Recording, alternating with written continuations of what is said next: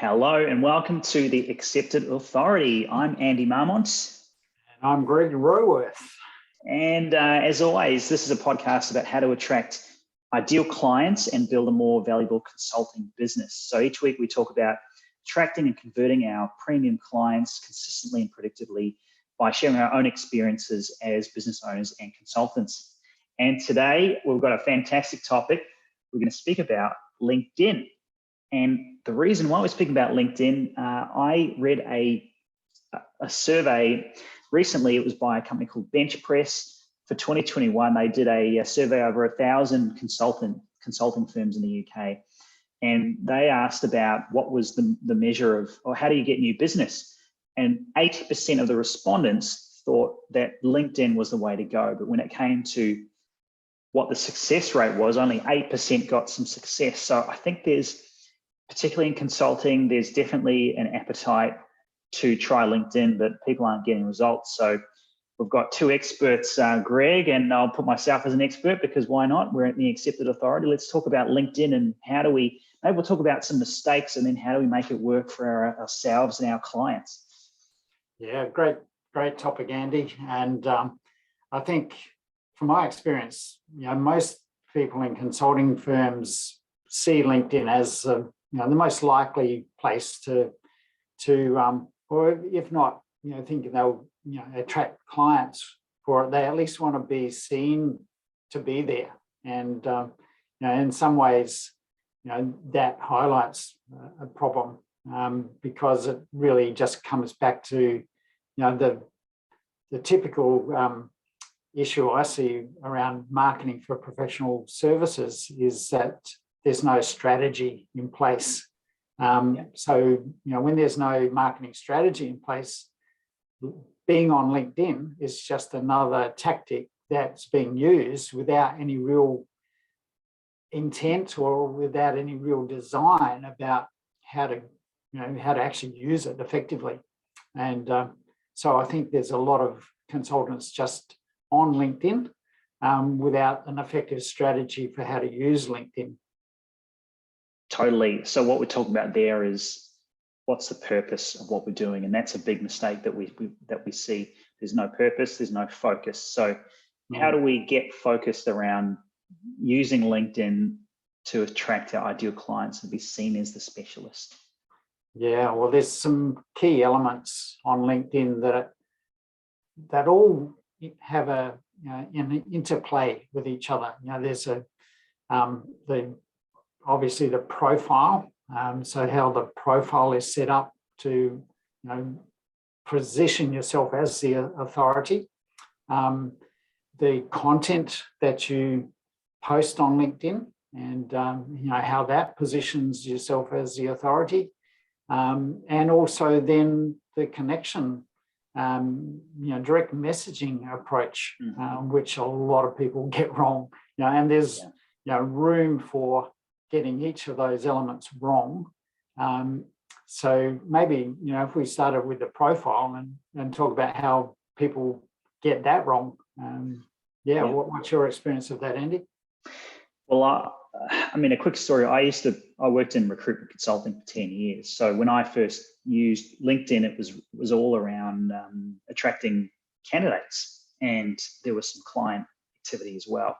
So the importance of a profile has always been there for me, but now I use it as a reinforcing of my positioning as an authority in the space. And I was speaking to a partner in a consulting firm, 120 staff in 5 years, HR specialism, really great growing firm. I said to him about how did he build relationships to get to that stage? And he said, well, you've got to figure out where your ideal clients, what the process is for validating you. And he said the first thing that people do nowadays is they go to your LinkedIn profile. So they don't go to your website, they actually validate you.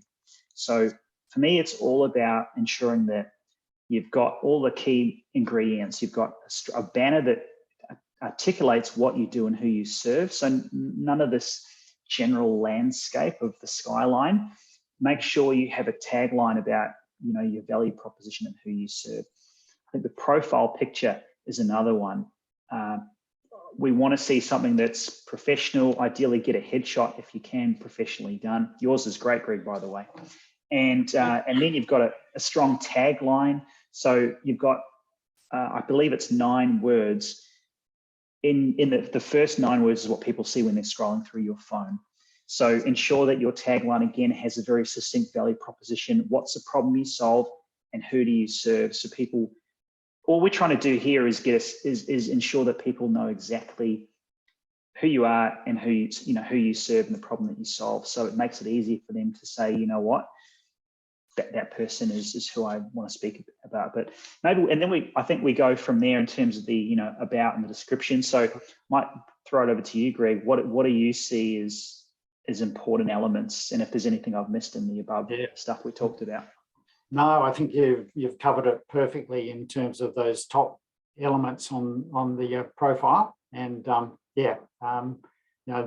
the biggest mistake is exactly not having a banner that reflects your authority, and having a picture that's sort of a homemade snap, on a in the backyard having a beer rather than having a professional headshot. I haven't seen too many consultants with bad headshots. Most of us get that right, at least. But I think, the about section is where most people come unstuck. And as you referred to, LinkedIn originally started out as a recruitment platform. And so it was set up for people to have their CV in the about section, and we talked basically like an introduction to your CV, and then the experience section was all the job history that you've had. And so most consultants, when they get on there, copy that same format because that's what they see other people doing, and it's a bit of a road to ruin when you go down that track, because you just it's like the blind leading the blind. So the key to LinkedIn, as you alluded to, is that you are positioning yourself as the authority. So what are the elements that position you as the authority? One is obviously your value proposition. So for the about section, you don't want to talk about yourself, as odd as that sounds. The about section should be about your client and the value that you provide to your client, not about your history and what you like or what your skills are, what your experience is. Clients don't care about that. What they care about is what's your value to them. So it's really about getting their attention and their interest to read on. The same with the experience. If you just have your job history and career history and experience there, maybe that provides some validation for and provides some level of credibility for what you're saying. But again, it still doesn't really communicate your value.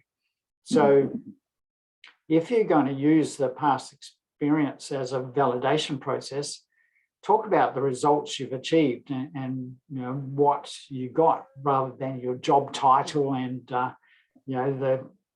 what you did. But perhaps even a better way to use that experience is to put some of the case studies of projects that you've worked on or clients you've worked with as the experience, so that people can see that in your current business, these are the results you've achieved for some of your clients. So, profiling yourself and your firm through that process really then highlights what you're doing, what your value is to a potential client, rather than them seeing your CV, which really doesn't mean much to them. Fantastic point, Greg. I love how you've approached that, and hopefully you can also see your LinkedIn profile in a new light if you're out there looking to get new business. So we might move on to the next piece, what you talk about, which is that content piece. And I think it's such a big one. And again, if we think about that survey, the third most tried method to attract new clients was content marketing. So specifically written content that nurtures and attracts and tries to do that job. So, but again, if we look at the result, 6% of all the respondents said that it worked for them. So again, there's a disconnect. I know we've talked in pretty much every episode about authority content, but maybe let's just go a bit deeper, Greg, if we can, around LinkedIn. What is the kind of content that you feel like works best for you? Yeah. And this is a really tricky question because it's a very subtle difference between, authority content that works and what most people put up as what they think is authority content. And, what I see is, the sort of content most consultants will put up. Well, there's two sorts. This, the really bad examples, and one that I've just had a look at from a potential client I'm doing a proposal for at the moment, is promotional content, which is basically, every article or every post is a promotion of their services. Yeah. Now, that content just gets ignored very quickly because no one wants to go to LinkedIn to be promoted to, or the second level of content that I see most consultants using is educational content that is informative. Posts like, the three ways to whatever the result you're looking for, or the seven secrets of, or so a list of how-tos to achieve results. And while that content is good and valuable, my experience is it doesn't actually help to position you as the authority, because there's just so much of that type of content now available on LinkedIn or on the internet in general, that it's really, in my opinion, just adding to the noise. And there's so much noise and information that adding more information like that doesn't actually help. So the type of content that I've found to be effective is what I call transformational content, which is educational content with a specific focus on changing people's beliefs. So, content that almost attacks the status quo and helps people change their beliefs from the way things are being done to a better way of doing things. So it's not how-to content so much as belief challenging content, challenging current status quo or current ways of doing things that are the typical approach. So when you can have that sort of content, that actually gets people to pay attention, take notice that, okay, what I thought maybe isn't the best way of doing this. I need to know more. And that should be the intent of the content that we're putting on LinkedIn, is to get that response at the end of it. That was interesting. I need to know more. And then they'll follow the pathway through from that, that piece of content to maybe looking at more of your content, maybe then going to your website, downloading your lead magnet and, following through right to the end of the sales process. But often it's that LinkedIn post that's the initiator of that, if you get that right. Yes. Yeah, interesting. And I think the challenge and the belief is such a great point, Greg. The way that I've also seen LinkedIn work really well is using LinkedIn to build some personalization for you. We know that people will go to LinkedIn to validate your profile. And I definitely think the authority positioning content is great, but also having some personal stories and some anecdotes, talking about lessons and failures and, future predictions and things about you. So stories, I think, really help sort of build that rapport and build that sense of who you are. Because if we're too, come back to your point around the sort of commercial or promotional approach, if we're too promotional, then people are just going to see you as a transaction. So, if you start to position yourself, I guess, as a human being, and you talk about things that are interesting about the industry and your take, which is what we talked about before, then the way that transpires is when you have a sales call, they'll say things like, "Oh, I really follow your content, and I watch what you do, and I feel like I know you already." So to me, that's also part of the idea around LinkedIn. I want to be omnipresent. I want to be someone who's in the top 1% of my field, and in doing so, everyone else gets pushed aside because I'm owning that conversation. That's how I look at it. Yeah, excuse me. Couldn't agree more, Andy. You've raised a very, very good point there. And, I've got to admit that personally, I'm not great at that type of content. I tend to, draw on my knowledge and expertise and create content around, the knowledge aspect. I'm not so great at sharing personal things about myself, but having that level of vulnerability that you talk about is really important. So sharing things about yourself, and particularly about your weaknesses, it does, I think, create more of a connection with people. And there, I've just done it. How's that? That's called being meta. Sharing something that is vulnerable and sharing a weakness about yourself creates connection in a way that sometimes sharing your knowledge doesn't do. Great point. I think I need to learn to do that more myself. And probably a simple way to describe that, to explain that is, on my calls now with potential clients, I'll just say something like, if someone says, "Oh, how you doing?" I'm saying, "Yeah, great. Helping, working around the clock for a 5-week-old." And it actually, the amount of conversation it creates and the connection it instantly creates is really interesting. I don't labor over it, but it's more around, oh, look, it's an actual person behind that screen. So something to think about. Now, just the third one, we just spoke about. The third pillar of LinkedIn success is around the new connections. And maybe we'll just take a few minutes to share again mistakes are pretty clear, but how do you be in the top 2% of people who are on LinkedIn? Like, what's your journey, and what are your thoughts, Greg? Yeah, this is probably the area that most people get wrong, and it is the hardest area to operate. But again, having a real strategy around direct messaging and a connection approach is critical to the process.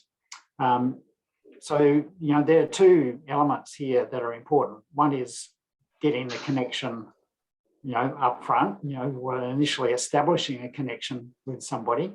And, there are lots of ways to go about that. But I think, there are two approaches that I've found to be effective, depending on often what your goal is here. And, if you don't have many connections on LinkedIn, then you probably want to maximize your conversion rate on, your connection invitations. So having an approach or a message that indicates some level of connection, or why should you be connected? What's the purpose of that connection? Do you have things in common? Do you know people in common? Do you operate in the same circles? Those sort of things, just to indicate, well, here's something that might mean we can connect and collaborate. The next level is then, once you've made that connection, how do you establish a conversation with somebody? And this is still a bit of a mystery to me on LinkedIn. You know, I'd see LinkedIn as like a big networking meeting. And, you know, when you go to a networking meeting and you go up to someone you don't know, you introduce yourself, say your name, shake hands. At that point, you don't walk away and don't say any more. But that tends to happen on LinkedIn a lot. You know, we make a connection and then never hear from the person again.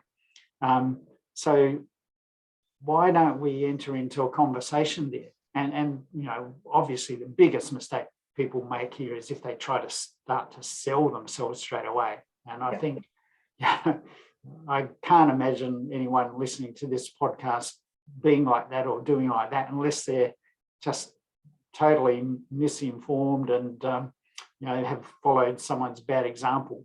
So I think most of us are mature enough to know that we can't sell ourselves straight away. Exactly the same as in a networking, face-to-face networking meeting. You know, if you do that, you're probably not being well regarded in that situation. So yeah, the challenge then is, how do you create a conversation in an authentic way with someone that, you know, their antenna is up, is, you know, with, is this person trying to sell me something? So that's the big challenge. So really just, again, building a methodology to create a conversation, really. So doing that subtly and ideally, you know, getting into a position where people are willing to respond to a question you might have asked, or even just a comment you might make. And there are a number of ways that you can do that. You know, probably don't need to go into that much detail now, but you know, the objective of this whole process is just to create a conversation and see where it goes. You know, whether the person's potentially a client or a collaborator, or maybe none of those, just someone you may had a good experience with and you'll never see again. All of those are valid reasons to have a conversation. But I think, you know, establishing that conversation is the critical part. And you need a strategy to do that. You know, so maybe even some canned responses or canned questions that prompt people to interact. Now, I've just had an experience this week where someone came to a webinar that I had put on, and you know, I initially made contact, or we connected probably 3 years ago. And there've been some, you know, chats back and forth, but it never really went anywhere. I think at one stage we, you know, planned to have a face-to-face meeting on Zoom, but it didn't happen for some reason. But just by, you know, reaching out every now and then, connecting, adding and offering value in that process, eventually that person has responded to an invitation to come to the webinar, and now we're in conversation about becoming a client. You know, so I think the key part of this process is to have patience and don't be too pushy. Be prepared to keep on adding value in the conversation, and at the right time, the right people will respond. Yeah, well, it's like a treasure trove of information about new connection, Greg, on LinkedIn. So thank you. I mean, yeah, my thoughts around that, just, I mean, to add to what you're saying is, when you're doing this, you've got to be super clear on who you want to connect with. So if we're talking about how to attract, we want to be as specific as we can. LinkedIn Sales Navigator has some great tools around that. But the other part is, once you build that messaging, really the first few are, you know, 80% them, 20% you. So you want to ask about themselves, get them talking. You know, a strategy that I've used is send an audio message. No one does that. It might be time consuming, but again, it creates a bit of a human connection. So why not? Why not create an audio message for your intro next time? The other thing that I've noticed is it's a numbers game. So we know that, as we've spoken about before, very few people are ready to buy. Maybe three out of every 100 are ready to buy. So we're not assuming everyone is, but there might be 40% might be ready or for a conversation in the next 3 to 12 months. So yes, we want to rattle the tree, or rattle a cage, I think, or shake the tree, I think there's expression. But we want to see who's available, who's interested, because there's some people will be in buying mode. But likewise, we want to do that in a time where it's really give ourselves a little bit of time, have a conversation if we can, but also if they, as you say, show some value. So I've experimented with a few different things around value, and usually it's around a tool, a resource. And I think what we're going to do now is these sorts of conversations. Like we've just spoken about, if they have a particular challenge that they've raised with me, for example, attracting quality consultants. Look, here's a here's a conversation I had with someone. Here's, here it is. So actually, but knowing that it's, if there's a genuine interest right now, great. But mostly we want to build a pipeline of consistent, predictable leads or potential collaborators over 12 months. So it's definitely not a quick fix. So you've done well, Greg. No, I think you added a very valuable point there about being very clear on who you want to connect with. And, we're not just, connecting with anybody, be really, more disciplined really, and very discriminatory about who you connect with on LinkedIn. Yes. And, the value of that too is that, when you post some content, the algorithm really is determined by who actually spends time reading or watching your post. Mm-hmm. And if your ideal clients are the ones reading and watching your posts, then the distribution is going to go to more people like them. Mm-hmm. Whereas if you've just connected with anybody, the posts you're putting up have no interest to them. And so LinkedIn thinks, oh, well, this post doesn't have much value, we won't distribute it very far. So yes, the value of connecting with your ideal clients is, inestimable really in terms of what LinkedIn can then do for you. And sort of thinking like the way that I also looked at LinkedIn, it flipped my whole thinking was it's treated like it's a CRM. Yeah. So all the random contacts that you had, I had about 4,000 people. A lot of those were candidates and people in recruitment that I used to work with. A few were sort of journalists and people that I knew in the media industry, and very few were in my ideal clients. I actually went and culled 90% of them to have, I think, 400 and something left. Yeah. And now it's like, it's a medium, it's a broadcast medium, yes, but it's very specific. So the people that are on there, as you say, are only people who really are in that collaborator. They could be a partner, they could be a collaborator, someone who would collaborate with me, or ideally they're the ideal client. So look, we've covered a lot of ground, and I think that LinkedIn's a great topic. It's something we should, that would be worth continuing the conversation around in time. But I just want to thank you as always for yours, Greg, and we'll wrap it up there. So where can we find you?